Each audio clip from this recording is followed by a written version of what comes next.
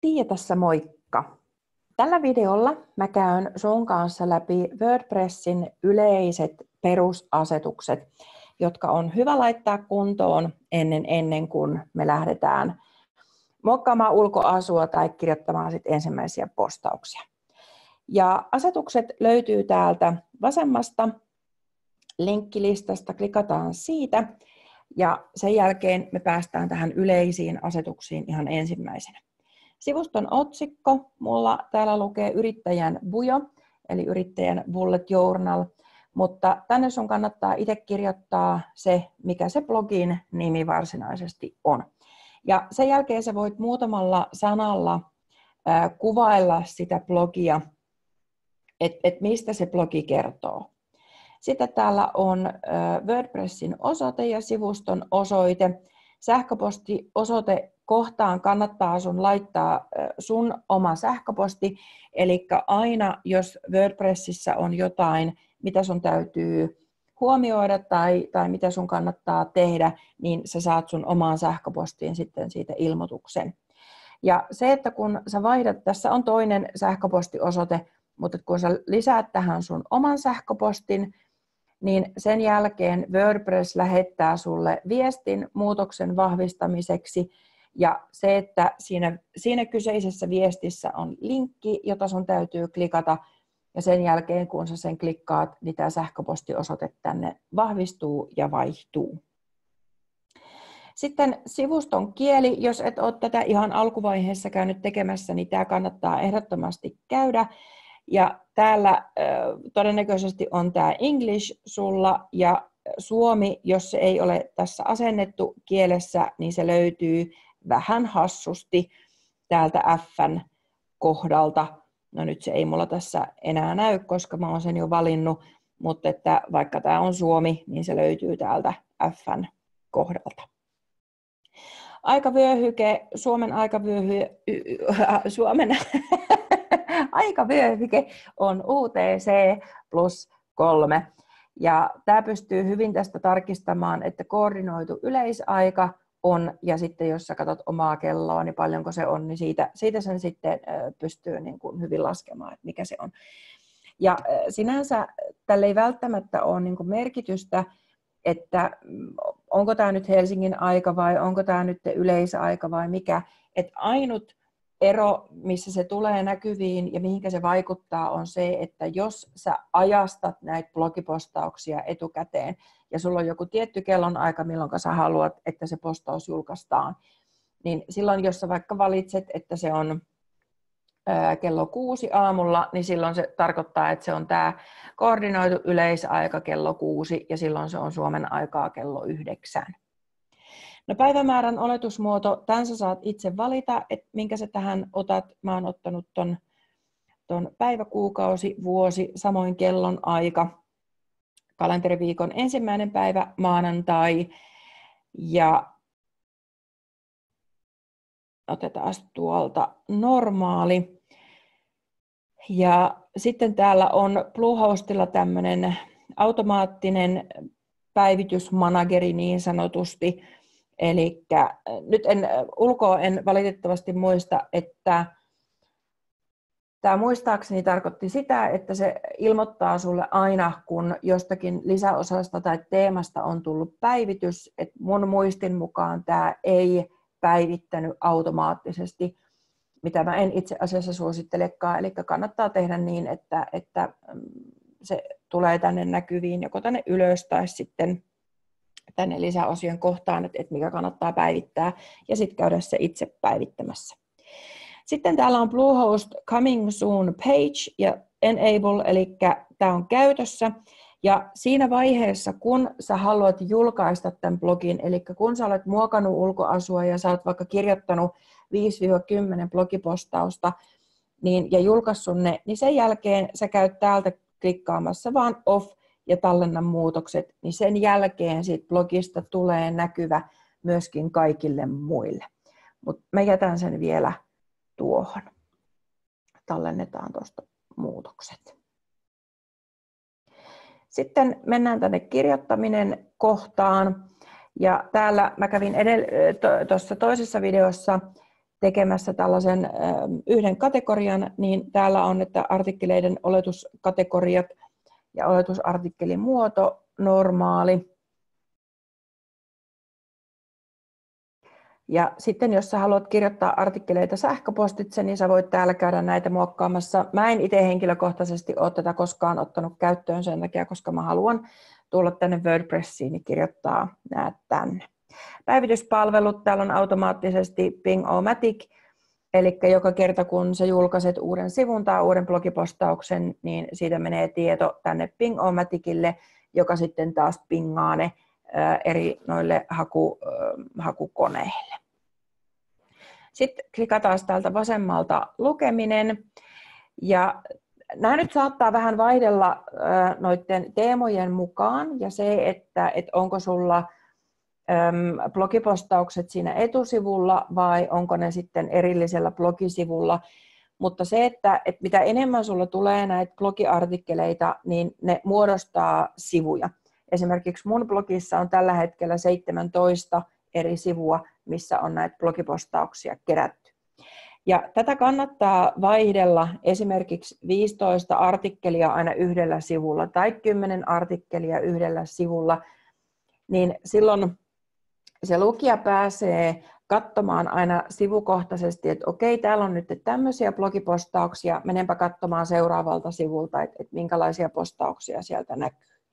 Että tässä ei kannata olla esimerkiksi 2 tai 4, koska sitten se aiheuttaa sen, että se lukija joutuu jatkuvasti käymään niin kuin selaamaan niitä sivuja eestakaisin, mutta toisaalta tässä ei kannata olla 30kään, koska sitten se lista muodostuu jo niin pitkäksi.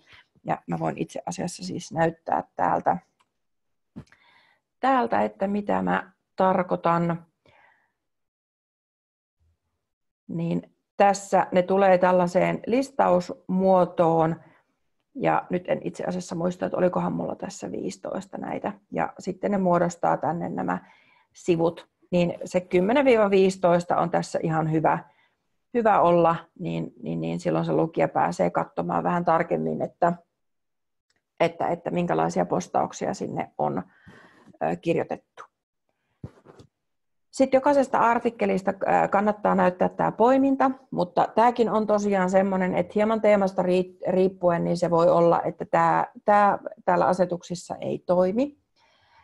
Hakukoneen näkyvyys, kiellä sivuston näkyminen hakukoneissa, no tähän ei kannata laittaa missään nimessä täppää, koska jos sä laitat tähän täpän, niin silloin se tarkoittaa sitä, että hakukoneet ei välttämättä löydä tätä sun blogia. Aiheeseen liittyvät artikkelit, tämä me käytiin tekemässä siellä Jetpackissä myöskin, mutta tätä kannattaa hieman, niin kuin, no varovasti on nyt vähän huono sana, mutta tätä kannattaa harkiten käyttää sen takia, koska mun henkilökohtainen kokemus ja mielipide on se, että siellä postauksen lopussa olevat nämä postaussuositukset, niin nämä ei saa ihmisiä klikkaamaan. Et mulla on tähän toinen vaihtoehto, mikä toimii mun mielestä paljon paremmin. Mutta että nämä voi käydä täältä sitten poistamassa, jos siltä tuntuu. Sitten sähköpostin tekstiblogin seuraamiselle, eli me pystytään sinne sivupalkkiin vaikka laittamaan semmoinen pieni lomake, jossa lukee, että hei, haluatko tilata postaukset suoraan sun sähköpostiin, niin syötä tähän sun sähköpostiosoite ja klikkaa eteenpäin. Sä saat sitten vahvistusviestin ja käy vahvistamassa, niin sen jälkeen kaikki uudet postaukset toimitetaan sulle suoraan sinne sähköpostiin. Ja täällä on nämä tekstit täällä valmiina. Et toki sä voit näitä lukea ja jos haluat muokata, niin voit muokata, mutta että välttämätöntä sitä ei ole. Sitten vaan tallennetaan muutokset.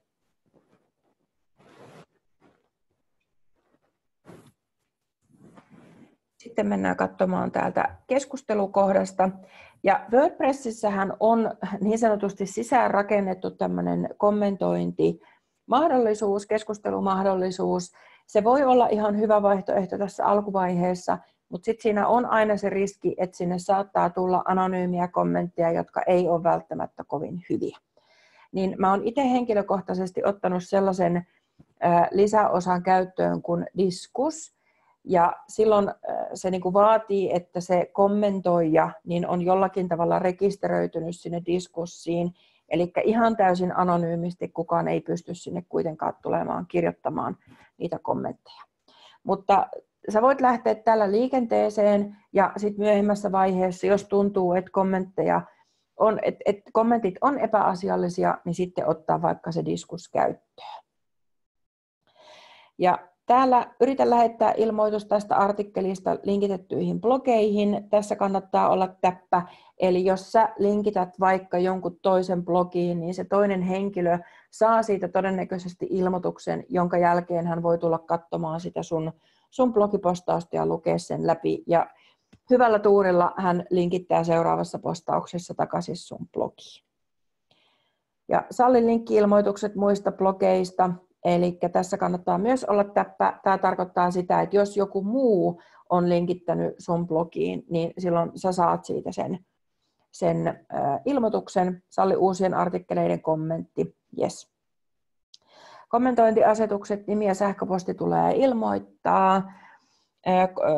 No, tämä, että sulle kommentointi automaattisesti yli X päivää vanhoista artikkeleista, niin mun mielestä tämä ei ole millään tavalla tarpeellinen, koska se voi olla, että lukijat haluaa käydä katsomassa ja niin kuin kommentoimassa vanhojakin postauksia.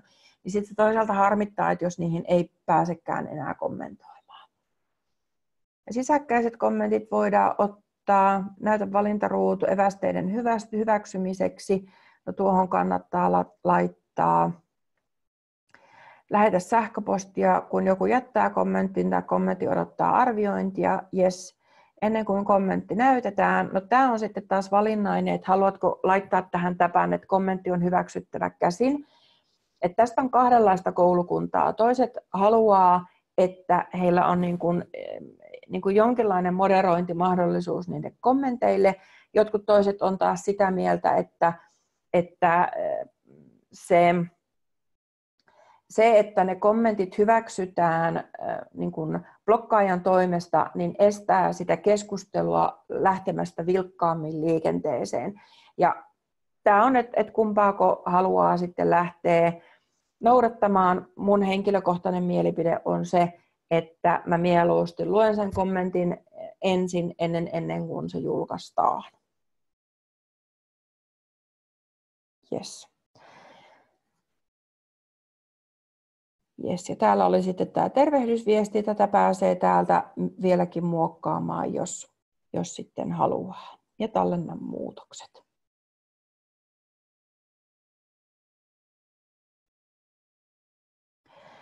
Sitten media, ja täällä on kuvien koot, eli täällä tämä WordPress automaattisesti muokkaa näitä kuvia sen mukaan, että missä paikassa sitä käytetään. Eli esimerkiksi jos sä blogipostaukseen lisäät artikkelikuvaksi, niin sanotuksi kansikuvaksi, sellaisen tosi ison kuvan, niin sitten siellä blogipostauksen lopussa on tietysti järkevämpää, että se on paljon pienempi.